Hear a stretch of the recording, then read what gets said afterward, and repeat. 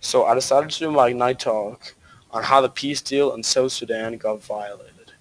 I chose this topic because it made me very curious and I thought it was unfair that people were still fighting after the government had signed a peace deal.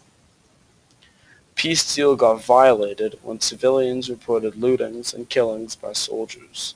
The soldiers were from the National Army called the SPLA, which stands for Sudan People's Liberation Army. This is very ironic because the army that was in charge of protecting the country is now putting them in danger. In one county, 32 people have been killed by soldiers since July.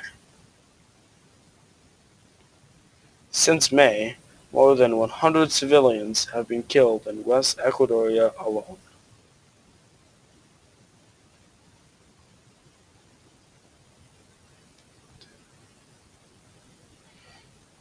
The government has denied the attacks. They blame unknown gunmen for the lootings and killings of civilians.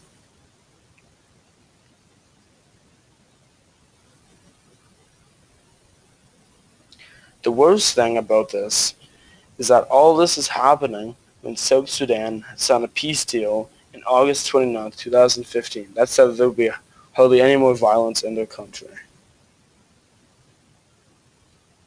Citizens had no choice but to flee their homes after all the attacks by the soldiers, because of all the dangers and killings going on around them that the soldiers were causing.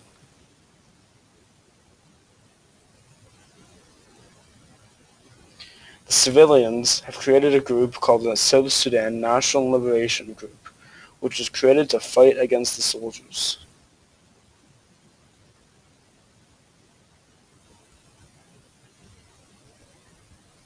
The idea of the South Sudan National Liberation Group is good. It shows how the civilians are willing to fight fire with fire, but it is also horrible to use kids to fight for them. If you use kids to fight for you, that is very cruel and dangerous for the teenagers. The government is making civilians come back into their country against their will.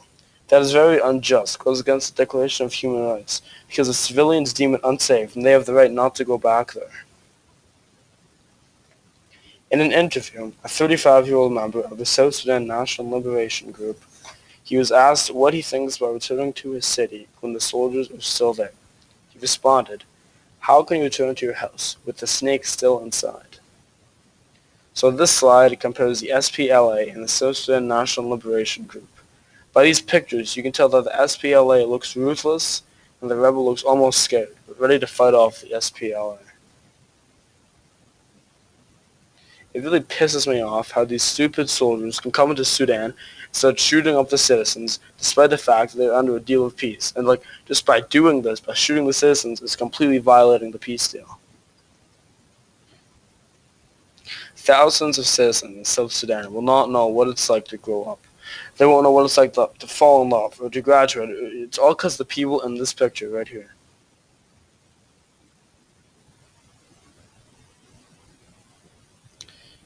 So after the peace deal was signed, it was like a bomb had gone off. As soon as it got signed, the soldiers were shooting up the citizens, and the citizens had to flee because of all the attacks going on. It was just completely terrible, terrible stuff.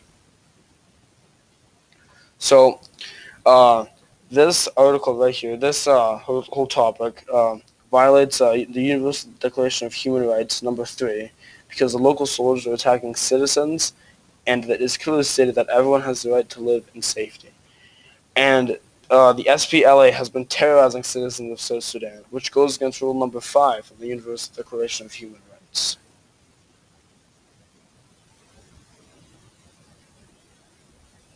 It is very obvious that Sudan has some really major problems that it needs serious attention to.